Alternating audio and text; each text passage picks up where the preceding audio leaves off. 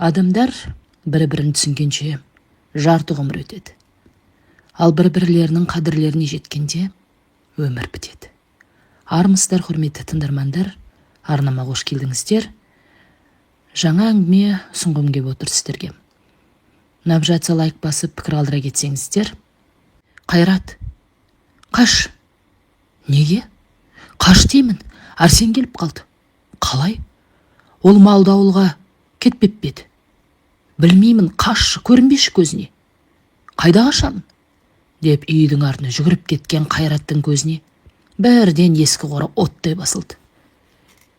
Ешкім кіре қоймас деген үмітпен зу ете қалды. Қайдан білсін, Арсеннің семіз қой әкеліп қораға қамағалы жүрген. Мына жақта жадыраның есі шығып, енді не болар екен деумен аяғы қалтырап үйге кіріп кетті. Ішінен, ей Алла, ешкім біліп қоймасын шу ұят-ай деп қатты қысылды. Семіз қойын дырылдатып сүйреп қораға кіргізіп берген сол еді. Арсен алдында қабырғаға жабысып тұрған досын көріп, аң-таң, тапа-тал түс. Қайраттың мына тұрысы бірден ұнамады. Ауылды өсек жатсын ба? Өзі де көптен күдіктеніп жүрген. Шық, басқа жерде сөйлесеміз, деген Арсеннің қатқыл даусынан Қайрат қорқайын деді.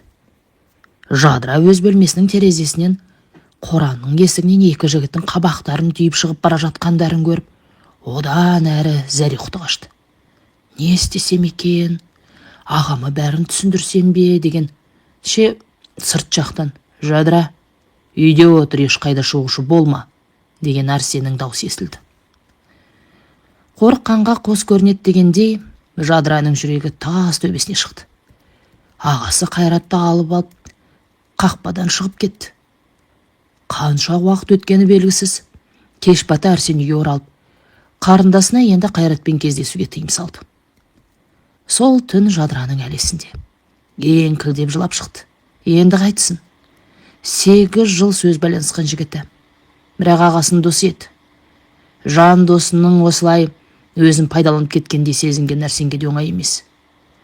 Сонымен бұл махаббат хикаясы осы жерден аяқталып, қыз оқуға басқа қалаға кетті. Қанша ауыр болса да, көнбеске амал жоқ. Жадыра қыз бар күш-жігерін жинады да, басқа өзі танымайтын қаладан бірақ шықты. Мүмкін сол кезде бой жеткен ағасына, жігіт досына қарсы шығып, бас қосқандарында қыздың тағдыры тәлкекке ұшырамас па еді? Бұл сұрақты жаны қиналғанда Жадыра өзіне жиі қояды. Қайратты ұмытамын деп жүріп, оқуға түскеніне не пайда? Зейін салып оқымады. Сырттай бөлімге ауысты да, кафе жағалап официант болып жұмысқа тұрды. Өзінен өзі қашып жүрген тіреулікке айналды. Алас ұрып, біресе анда, біресе мында барады. Уақыт зымырап өтіп, диплом алатын күнде келді. Жолдан такси күтіп, сонда ерекше әдемі болып, көліктің артқы орнына жайғасқаны сол еді. Бір бейтаныс жігіт отыр екен. Жадыраға әлсін-әлсін көз қиығын тастап қарап қояды. Әрине, аққұба келген көрікті, бойы ұзын қыз болғандықтан, жас жігіттерін тамсанып қарауы жаңалық емес. Жігіттің жанары тесіп бара жатқанда сезілді. Қыз жалт қарағанда, «Олан», деп қолын созып үлгерді. Жадыра дегеннен басқа, қыз ары қарай аузын ашпай, терезеге телміріп, Ұланға қарамаға тырысты. Ішінен көзіне деген өткіреді деп денесі тітіркендей болды. Универіне жақындағанда жүргізушіден түсіп кетуін өтінді. Күні өте ыстық болғандықтан, оқуға баратын жолдағы дүкенге кіріп еді. Жаңа танысы артынан келіп тұр. Қандай жылдамсың? Үлгермей қалдым ғой. Сәл болғанда таппай қалатын едім деп өздігінен асыққан жігіт сөйлеп жатыр. Ұлан, сен не істеп жүрсің? Сен іздеп? Мені? Деген Жадыра аң-таң. Шықшы, сосын сөйлесеміз. Мен асығыс едім. Дипломды алуға бара жатырмын, деген Жадыраның қолындағы суымен бірге Ұлан далаға тез алып шықты. Бірге барайық. Маған ұнап қалдың. Саған үйленемін, деді әй-шәй жоқ әлгі жігіт. Қалжың болар деумен, қыз тағы асығыс екенін қайталап, оқу жағына бет бұрды. Ішінен, сымбатты жігіт екен, бірақ сөздері қызық деп ойлап үлгерді. Ұлан да соңынан қалар емес. Жадырамен бірге универге кірді. Қыр соңынан қалмай жүріп жүр. Мына жігіт алған бетінен қайтпайтын адам екен, е? Маған үйлену керек, сен маған лайықтысың, деген ұлан өзіне қатты сенімді. Қалжыңдап болсаң доғар енді, деп жігіттің сөзін жақын қабылдамады. Сонымен не керек? Ұлан Жадыраның қыр соңынан қалмай, дипломын қолына алғанша бірге жүрді. Үстемдігін жүзеге алатын бүгін болып тұр ғой бұл жігіт. Әлгі жаралы жүрегіме ем іздедім бе? Мына жігіттің қылығы ерсі болғанмен батылдығы ұнап тұр. Жадыра, кеттік менің ауылыма, деді. Кешқұрым дипломды қолдарына алып, атап өтуге жақын жердегі шағын кафеге әкелген ұлан. Қалжыңдап болсаң доғар енді. Жоқ, қалжың емес, шаруаларыңды бітірсең жолға шығайық. Үйдегілерге келін әкелем деп айтып қойдым. Дайындық басталып кетті. Осы кезде не түрткі болған білмеймін. Ұзын сөздің қысқасы, ұланның қолынан ұстап, ауылына кете бардым. Ішімде мүмкін сезім пайда болды ма, бір жағынан балалық па, әлде аядым ба, білмеймін. Аядым дегенім, үйіндегілері дайындалып жатыр, қалай жалғыз барады деген ой еді. Екеуміз сол түні таныс досының үйіне түнеп, таңертең ұланның ауылына жол тарттық. Ұзақ жол, қаладан 300 шақырымдай ауыл екен. Жете бергенде көзім ілініп кетіпті. Келдік, түс дегенде барып ояндым. Қара жолдың бойынан бір ер кісі күтіп алды. Болашақ күйеуімнің атасы екен. Аман саулық сұрасып, басқа көлікке ауыстық. Осы сәтте көңіл күйім түсіп, қайда, не үшін деп ойланып кеттім. Қалай жеткенімізді тағы білмей қалдым. Көлік тоқтағанда барып селк ете қалдым. Ойға қатты шомып кеткен болуым керек. Шуылдап бір топ әйел бала шаға күтіп алды. Маған қарай келе жатқан. Қолында орамалы бар әйел өте суық қарсы алғандай көрінді. Болашақ енем екен. Атымды сұрап, үйге қарай жеттік дегенде, кетемін, кірмеймін дедім. Түсінбей қалған жұрт, онда неге келдің деп шу ете қалды. Аптырап не айттарымды білмей, өзімді кінәлі сезініп, сол жерде қалып қоя бердім. Кешегі танысым бүгінгі күйеуім, үйдің үлкен екен. Күйеуімнің әкесі жоқ. Енем және тағы бір ұлы бар. Қайынатамды сұрамадым. Енем екінші ұлыммен бөлек тұрады. Менің күйеуім ата-әжесімен. Күйеуім біз танысқан қалада жұмыс жасайды. Отпуск уақытын пайдаланып үйленген болды. Бұл күйеуімнің сол кездегі маған берген жауабы еді. Өтірік екен кейін білдім. Тойға дайындық басталып, менің еліме құдалыққа кетті бәрім. Ойымда ештеңе жоқ. Келіндік өміріме белсене кірісіп кеттім. Бірақ құдалықтан күйеуімнің үй іші көңілсіз оралды. Қаз қабақтарына қарап, не болды екен деп, анама телефон шалдым бірден. Не болып қалды? Үйдегілер көңілсіз. Ренжісіп қалмадыңыздар ма? Қой, қайдағыны шығарма, бәрі жақсы өтті. Ризамыз құдаларға дегеннен басқа ештеңе айтпады шешем. Біраз күн өткен соң, атам өзінен өзі бұлқан талқан болып, ата-анаң бізді дұрыс күтпеді, қонақ сыйлауды білмейді екен деп әңгімесін бастады. Сөздерінен сескенсем де, бәрі дұрыс болмады ма? Не көңілсіздеріңізден шықпады дегенім сол еді. Арақ құйылмады. Осылайды қонақ күтеме дегенде, үстімнен біреу мұздай су қойып жібергендей болды. Сол үшін ренжідіңіз бе деп, өз құлағыма өзім сенбей қайта сұрадым. Иә, сол. Адам сыйлы қонағы келсе, арақ құйып құрметтеп күтпей ме? Дегенде, аузым ашылып, қандай ортаға тап болдым деген өкініш пайда болды. Кішкентай кезімнен араққа жаумын. 6 ағайындымыз. Мен үйдің кенжесімін. 4 ұл 2 қыз біткен. Анамыздың құрсағына. Көзімізді ашыққаннан малда, ауылда тұрдық. Ата-анам мал бақты. Мектепке баратын кез келгенде ата-әжеміздің қолына келдік. Атам билікке жақын. Бүкіл әулетті ашса алақанды жұмса жұдырығында ұстады. Ешбір баласы алдына қарсы келмейтін. Демалыс кездері ата-анамызға бар көмектесеміз. Солай өмір өтіп жатты. Әкем екеуі үйленгелі малдан басқа еш қызық болмады ма? Анам Мен еш білгелі ішімдікке әуес болды. Бір ішсе айлап ішіп қоймайтын. Бірақ қаһарлы атам менің анамның алдында қауқарсыз еді. Неге ішесің? Не болмаса әкеме ажырас деген емес. Керісінше, ешкімге тіс жармай, атам мен әжем келіндерінің оғаш қылығын жасырып жүрді. Біз болсақ бақытты отбасының балалары болып өмір сүрдік. Анаңның ішкені қандай жаман. Мас болып үйді басына көтеріп, арақ іздегенде бала болсам да қатты ұялып жылаймын. Мас кезінде көзіне түскен кісінің барлығын ішімдікке жұмсайды. Таныс тамырдың барлығы анам мас күйінде алдарынан шықса қаша жөнеледі. Араққа жұмсайды деп. Осындай сәттерде кірерге жер таппай, талай еңіреп, жылаған кездерім әлі есімде. Айта берсем көп. Сондықтан да арақ ішкен, арақ сұраған адам мен үшін ата жауым. Бала кезімде талай анам арақты қойса екен, басқа балалардың анасы секілді әдемі болып жүріп, бізді қыдыртып ойнатса деп, армандап жатып ұйықтап кететімін. Есейгенде сыныптастарым біліп қоймасыншы деп, олардан өзімді оғаш ұстап, қатты ешкіммен араласпадым. Әкемнің мінезі жұмсақ болды ма, анамның мәскүнем әйел болғанына көнгені қашан. Аныжық деп қатты ренжитін папама бір сабап алса қайтер еді деген ойда келетін. Жұрт біліп қоймасын деп, әпкем екеуміз үйді мұнтаздай етіп тазалап, сабағымызды өте жақсы оқыдық. Кейде қиялдап, арақ дүниежүзінде жоқ болып кетсе екен деп ойласам, қатты ашуланғанда анам өліп қалса ғой, осылай алқаш болып жүргенше деп тілейтімін. Талай тентіреп түнімен іздеген кездерімізде жоқ емес. Себебі есім білмей, көше қаңып кететін. Таппай алас ұрып, біреулер өлтіріп кетпеді ме деген жаман ойлар мына басты талай қатырды. Түсінген боларсыздар неге араққа соншама қарсылық білдіргенімді.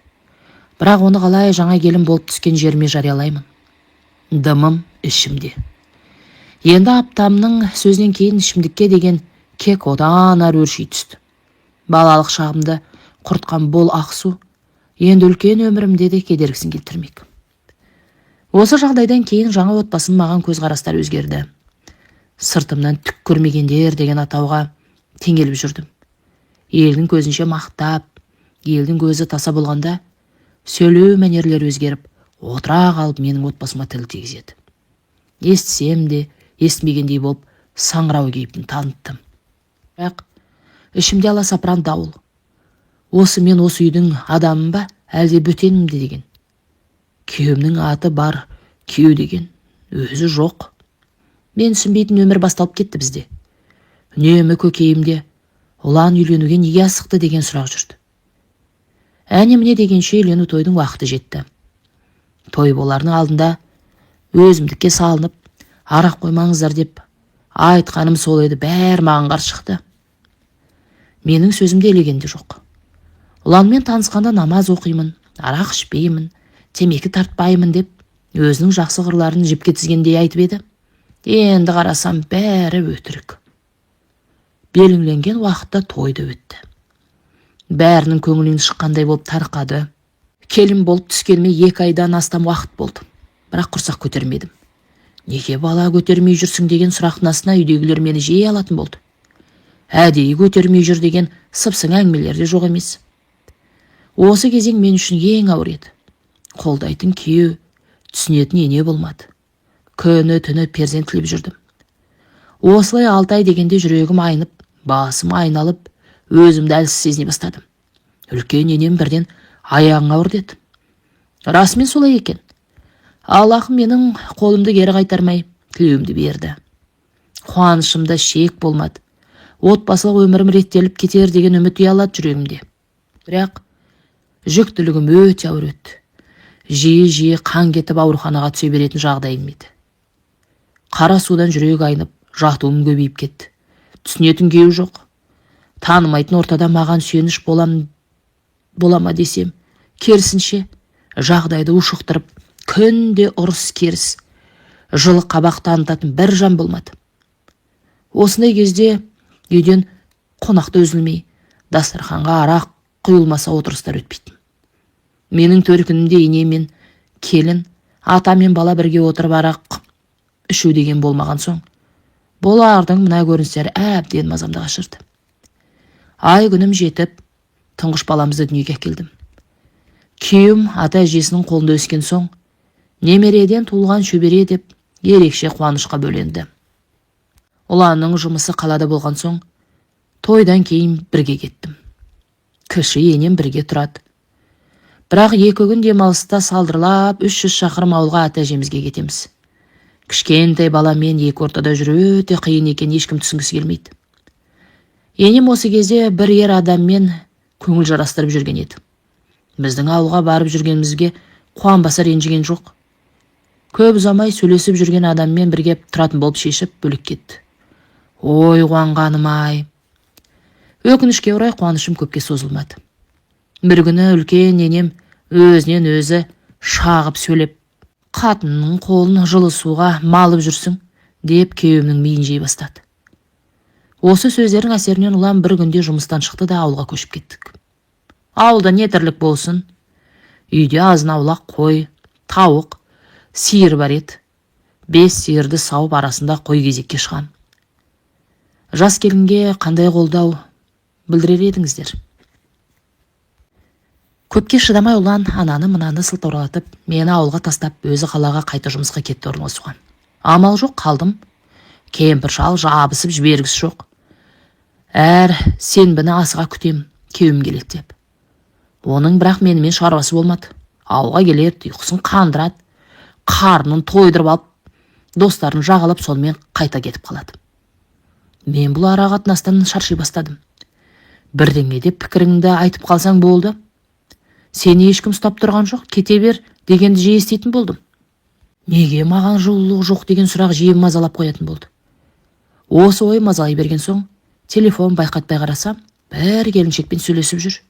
Жүрегім ауырып үндемей қалу жоқ. Бірден жағдайды түсіндіруді талап еттім. Біліп қойғаныма ұялама десем, саспайды. Бетіме бөлік кетпестен, баласы бар келіншек түсем. Үйдегілер оған қарсы шықты. Сол үшін саған үйлене салдым. Демесі бар ма? Мананы естігенде біреу мұздай су құйып жібергендей болды үстіме. Әркім өз пайдасына пайдаланып кеткен шүберек секілді болып қалдым. Ыза мен күйеуімнің көңілдесіне тікілей шықтым. Ұланмен кездеспеуін доғар десем, оның да сасатын еш түрі жоқ. Керек болса ажыратып алам. Сен кедергі емессің дегені мені тіпті жерге жаншып тастағанмен тең болды. Онсыз да әркімнің түртпегіне әрең шыдап жүргенмен баламды алдым да қалаға кетіп қалдым. Үлкен енемде реакция жоқ. Ол да бұлқан талқан болып маған. Үйінде бір дүниесін қозғап қойсам ашуланып қала беретін. Менің кеткеніме қуанбаса қой демеді. Біргер киімімді алып Алматыға баламды көтеріп кетіп қалдым. Жақын туыс апайым бар еді. Ол басып айтып, қайта келген қыз жаман, үйіңе асықпа деді. Бұл кезде тұңғышымыз 10 айлық еді. Ашуым басылып, апайымның сөзі бар, күйеуіме өзім хабарластым. Бағалап, кешірім сұраған ол жоқ. Өзің кеттің, өзің кел деді. Тіпті бала үшін де қайғырмайтын ашық айтты. Жан дүнием қарсы айырылып, не істерімді білмей қалдым. Менде де көкірек бар. Бәрі бір кеуден қайыр жоқ деп, баламды алып төркініме аттанып кеттім. Бұл үйде де менің қайтып келгеніме аса ешкім қуанбады. Әкем, күйеу бала келсе ақылға салынып, қайта қосыл деп қысқа қайырды. Жақындарымнан қолдау көрмеген соң ит болып ұланға қайта хабарластым. Звондасам көтермейді, хат жазам жауап жоқ. Жаным күйзеліп, ешкіммен сөйлеспейтін халге түстім. Аққұба келіншектен салмағым түсіп, тотығып қара торы қатын айналдым. Әке шешеме мал қарасам, ата әжеме көмектесем деп 2 ортада 3 ай жүрдім. Осындай күндерім бірімде малда жүрген кезім, күйеу бала келді, тез ауылға түс деген хабар жетті. Көптен күткен күйеуім туысқан аға жеңгесін ертіп кетті. Қуанышым қойныма сыймай, баламды құшақтап жетіп бардым. Атам, жақсы отбасы болып кетіңдер. Жігіттің басына не келіп, не кетпейді. Балам ендігі қызымды ренжітпе деп, жай ғана айтып, бізді қосып жіберді. Сонда да жақсы деп кішірею жоқ. Менің кінәм емес, өзі кетті деп, олан бәрі кінәні өзіме итере салды. Қалып қойайын десем үйдегілерден қолдау жоқ. Кетейін десем күйеудің түрі мынау. Амалым жоқтығынан басым салбырап, артынан еріп кете бердім. Осы келгенде ағам, жадыра сенің көз жасыңа қалдым ба деп қорқамын. Кешірші дегенде, үндемей тек көзімнен жас тоқтамай шықты. Қайратты отбасылы екен ендігі. Менің ауылымнан Алматыға одан тағы 300 шақырым жер жүреміз деп әбден сілем қатты. Үлкен ата енем шөберелерінің алдынан шығып, сені сағынып әкеңді жібердік дегенде ғана күйеуімнің өз қалауымен келмеген түсіндім. Мен не дей алам? Үндемей үй шаруасына бұрынғы қалпымша кірісіп кеттім. Сиыр, қой, тауық қарап, тағы 2 бие қосылыпты. Сиыр мен биемді сауып қымыз, май, сүт, құрт жасап, ауылдың күйбең тірлігіне еніп кеттім. Үлкен енем еш өзгермеді. Үйге бір барып келгенім тіпті бәле болды. Андығаны мен бір ілік іздейді жүреді. Әбден жекеме тиді. Жасымнан үй шаруасына пісіп өскенмен үшін ауылдың тірлігі дым емес еді. Сонда да сиырды уақытымен саумайсың, тұрмайсың, үлгермей жатырсың деген қаңқу сөздері ашуландырып жіберетін. Кейде қарсы сөйлеп қоямын. Тілің шығайын деді ме деп, онсыз да сынаққа сылтау іздеп жүрген адамға бұл бір жақсы болды. Немересіне мені айтып, ұлан мен ұратын болды. Бірде ата-енем, үлкен ата-енем басқа қалаға қыздардың үйіне қонаққа кететін болды. Оны естіп қуанғанын-ай. Олар жоқта есіркен үйді тазалап ақтап алғым келді. Кемпір үйде қоқыстың барлығын қимай жинай береді. Сиырдың сасып кеткен майы дейсіз бе, сынған қираған зат деген енді көп деп айту жай сөз. Не керек? Екеуі бар жиған терген арқалап қыздарын аттанды.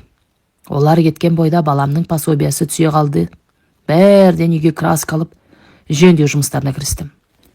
Неге екен білмеймін, осы жолы күйеуім мені қолдады. Ескі құс-құсын барлығын шығарып, лақтыратынды лақтырып, жуатынды жуып, үйді әктеп, краскілеп, кішігірім ремонт жасап, әдемі етіп қойдым. Айғайдың көкесі міне осы кезде басталды. Үлкен енем үйге кіріп, тазалықты көріп, қуанама десем, сен бізді басқарайын деген екенсің деп шу шығарды. Қайдан ғана жасады ма деп түнімен жылап көз ілмедім. Тұрсам да жатсам да неге бұл үйдің адамдарына мен не шақпаймын деген ойға кетем. Әбден көңілдерінен шығам деп шаршап қажыдым. Балам 1 жастан асқан кезі. Жақын туыстары көмекке шақырды. Ешме бөтен емеспін. Оның үстіне барған жерде шаруаны дөңгелетіп кететін тағы бар. Көмектесіп кешке келсем әшеміз ашулы. Телефоннан күйеуіме алып кет қатыныңды деп сөйлеп жатыр. Үндемей қала алмадым. Өзім ақ кетем, қумаңыз бізді деген күйде қалаға күйеуіме кетіп қалдым. Келсем ұлан ашулы, неге келесің деп өзіме айғайлап есім шығарды. Ауылда тұрасың, әйтпесе кет үйіңе деп тағы бетімнен қақты. Мен де басымнан сөз асырғым келмей қайта төркінге кеттім. Ауылыма Алматыдан пойызда көлікте жүретін. Бұл жолы пойызбен кететін болдым. Күйеуім өзі вокзалдан отырғызып жіберді. Үйден шыққаннан бастап бір ауыз қал деген сөзге жармады. Қайта оралып келгенме атанам тағаң-таң. Әкем момын адам болатын.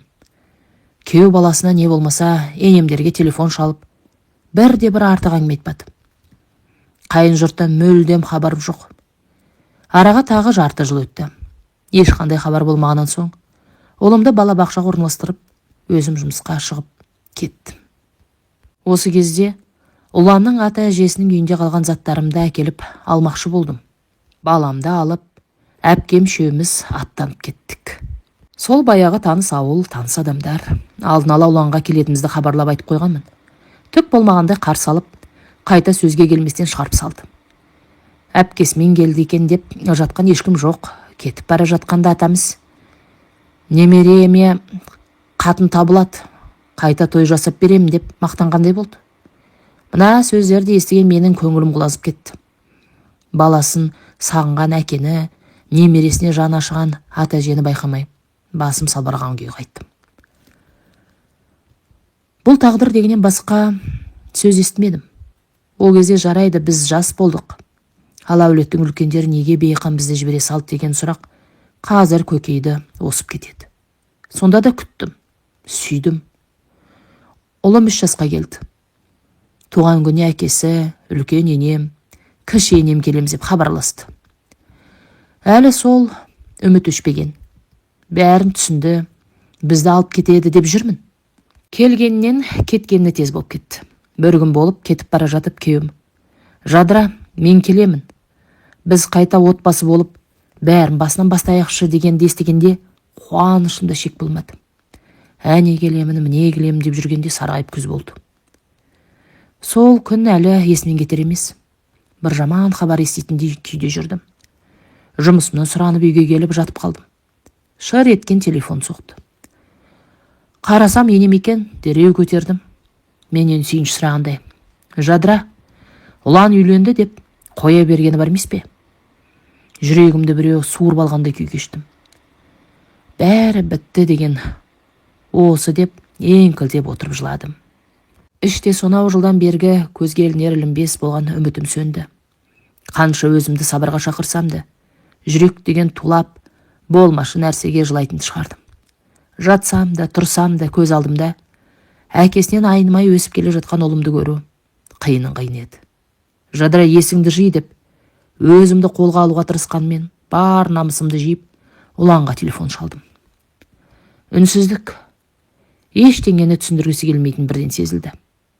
Тек соңында: «Ұлым өскенде өзі тауып алады» деп сөзін ақтады. Бұл ұлан екеуміздің соңғы әңгімеміз және бірге сүрген өміріміздегі соңғы аялдамамыз еді. Ұланмен ажырасу, оның басқаға үйленуі мен үшін оңай болған жоқ. Қандай болмасын, баламның әкесі. 2 жылға жуық бірге отбасы болып тұрғанымыз бар. Соның салдарынан ауруханадан бірақ шықтым. Соңғы хабарды естіп орнымнан тұра алмайтындай халде едім. Кеудемді сағыныш өртеп, енді келмеске кетті-ау деген қимастық сезім өтіп кетті. 2 бүктеліп жатқан күйімде ата-анам ауруханаға апарды. Бірақ дәрігерлер қолдарынан бір сілтеп: «Кеш әкелгенсіздер» деп қабылдамады. Қай ата-ана баласының өлетін күнін күтіп жатыр дейсіз? Елдерден сұрастырып жүріп, көрші елден бірақ шықтық. Денем былқ-сылқ, бет-аузым қисайып кеткен. Өзім қозғала алмаймын. Көрші елде менің шектерімде тамақ жүрмей қатып қалған анықталды. Дәрігерлер бірден емдеуге кірісті. Диагнозым дұрыс па екені бәрімізге беймәлім. 1 айға жуық жатсам да, біреудің көмегінсіз жүрмейтіндей халде болдым. Ата-анам обал не керек малдарын сатып, менің еміммен ақшаны аямады. Ауруханада 2 адамды палатада жаттым. Жарты ай өтті дегенде қарт апаймен көршілес болдық. Басында апай маған тесіліп қарай беретін. Уақыт өте келе маған: «Сенің аз өмірің қалды» деп әңгімесін бастады. «Үйінен адам келсе, жіп және тұз ала келсін». Анам бірден айтқанда келді: «Әйтеуір жазылып кетсең болды» деп жүр. Мешке апарып, молдаға дем салдырып, мен оқып берген жіпті тақсын, тұзға шомылсын деді апай. Анам екеуі сөйлесіп отырғанда ер адамның көзі өткен, соның зардабы деген құлағым шалды. Мына апайдың сөзінен кейін анам мені дереу Қазақстанға алып кетті. Ауылға келіп мықты молда тауып апарды. Апайдың айтқаны өтірік дейін десем, молда 7 күн қатарынан мені оқып, 7-ші күн дегенде қан құсып барып жеңілдедім. Осы ауырған кезде жақындарымнан қатты қолдау көрдім. Жүре алмай қалғаным былай тұрсын, түнімен ұйықтай алмай көз ілмейтін. Сол кезде әпкем арнайы рецепт жаздырып, ұйықтататын дәрі беріп жүрді. Баламды ата-анам қарап көмектесті. Бетім бері қарады. Бір өліп қайта тірілген мен үшін мына ауру тұр енді, жинал дегендей белгеді. Жарты жыл дегенде өзіме әрең келгендей болдым. Әкем таныс арқылы өз мамандығым бойынша жұмысқа тұрғызды. Жас орта, жаңа таныстары, өмірім басқа арнаға бұрылғандай. Жұмысқа тұрып, ойым өзгерді. Ата-анама ұлым, үшеуміз қашанғы масыл бола береміз деп бөлек шықтым. Олыма көп көңіл бөлгім келді. Мен ауырып, әкесімен ажырасып жүргенде, балам әркімге бір жалтақтап өсіп келе жатқандай көрінді маған. Әрине, Үйде ағай жеңге, іні, келін бар деген сияқты. Кейде байқауста қатты сөйлеп қойса жүрегім ауырып кететін. Анама бөлек шығатынымды айтып едім, қолдады. Айтпақшы, менің ауырғаным анама қатты әсер етті ме? Арағым мүлде қойып кетті. 5 уақыт намазға жығылды. Жұмысым өте қарқынды жүріп кетті. Біздің мекемеге басқа қаладан жаңа маман келді. Қыз келіншектердің барлығының аузында сол жігіт. Көрмеген тек мен. Себебі бөлек бөлімшеде жұмыс жасаймын. Оның үстіне менің оңды солды жүретін уақытым жоқ. Жұмыс аяқталса болды, ұлыма жүгіріп кететінмін. Кәсіп орында Наурыз мерекесі өтетін болып, бәріміз атсалыстық. Кешке отырыс болатын болып, жұмыстардың жадыра сен қалма, бір уақыт бойыңды жазсаңшы дегендеріне көніп мен де бардым. Осы кеште Асхатпен, яғни көпшіліктің аузында жүрген жігітпен таныстым. Кештен кейін Асхат ананы мынаны сылтауратып біздің бөлімшеге келе берді. Байқамай жүрген тек мен екенмін. Ол келгенде барлығы кеу жігіт келді деп әңгімен айтатын болды. Айтуларынша жұмысты сылтауратып мені көруге келеді екен. Бір күні бөлімшедегі бас маманымыз Жадыра осы Асхатпен сөйлесіп көрсеңші. Жаман жігіт емес сияқты. Келген сайын сені сұрап қояды. Телефон нөміріңді бердім, ренжіме деді. Бір айдың көлемі телефонда сақталмаған нөмір хабарлама тастап жүрді. Ішім біліп тұр екен, кім екен? Жауап бермей көрмегенсіп жүре бердім. Жауабымды күте-күте шаршады ма? Жұмыстан соң асығып шығып бара жатсам, сыртта Асхат күтіп тұр екен. Жеткізіп тастайын деп ұсыныс жасады. Бас тартқанмен көндірді. Жол бойы ананы мынаны әңгіме етіп келе жатыр. Менде үн жоқ. Қысқа қайырып қоям, жауап бергенсіп. Үйімнің тұсына жетіп түспекші болғамда, кешке хабарласам, сөйлесейікші деді. Басымды изеп түсіп қалдым. Осылай менің өмірімнің жаңа парақшасы ашылды. Асхатпен жақын таныса отырып, екеуміздің тағдырлас екенімізді білдім. Алдыңғы өмірім өзіме сабақ болды. Асхатпен арамыз жақындасқанымен бірден ұсынысын қабылдамадым. Ол да асықтырмай шешімді күтіп жүрді. Таныстығымызға 1 жыл толғанда отбасы құрамыз деген шешім қабылдадық. Жалғыз болудан шаршадым. Жалғыз басты қатын деген көзқарастардан налдым. Себебі қайда барсам да ажырасқан деп күйеуін қызғанатын бір әйел, не болмаса пайдаланып кеткісі келетін еркектер. Асхат менің барлық жағдайымды түсініп, өткен өмірмен қабылдады. Екеуміз келісіп, кішігірім той жасадық. Олым өз әкесі мүлде есінде қалмағандықтан Асхатпен тез тіл табысып кетті. Содан бері міне 10 жылдың үсті болды. Қазіргі таңда біз менің ұлымнан бөлек тағы 2 баланың ата-анасымыз. Бұл отбасылық өмірімде мен нәзік болуды, арқа сүйейтін ер азаматымның бар екенін ұғындым. Өткен өміріме оралмаймын дегенмен, ортада бала болған соң қайта есігін ашпауға амал жоқ. Ұлан ажырасқанымыздан кейін араға 4 жыл салып хабарласты. Баласымен кездесуімді сұрады. Қиын болды мен үшін. Жаңа отбасымда баламызға аяғым ауыр еді. Ұлан менің тұрмыс құрғанымнан бейхабар. Көргенде өз-өзіне өзі сенбей ұзақ қарады. Мені күтіп жүрме десем деп ойнаса да, ойындағысын айтқандай шықты даусырғақ. Баламызды ойнатып бірге тамақтандық. Сырт көзге отбасы секілді көрінген болармыз. Бізді қимай әрең қош айтысып кетті. Осы кездесуден кейін ұлыммен жиі кездесіп сұрап алып жүрді. Асхатқа барлығын ашық айтып түсіндірдім. Еш қарсылық білдірмеді. Бірде ұлан телефоныма қоңырау шалып тұр. Ұлын сұрағалы хабарласып тұрған болар деп көтерсем, даймас. Жадыра, кешірші мені. Сенің қадіріңді түсінбедім. Сенен айырылысқаныма өкінемін. Оралшы маған. Өз баламмен бірге басқа балаларыңды да қабылдауға дайынмын деп. Айда аспаннан бірақ шығарды. Есеңгіреп қалдым. Осы сөзді қанша уақыт күтіп едім. Енді өмірім реттеліп келе жатқанда, ескі жараның аузы ашылғандай жүрегім сыздап қала берді. Кеш дегеннен басқа ештеңе айта алмадым.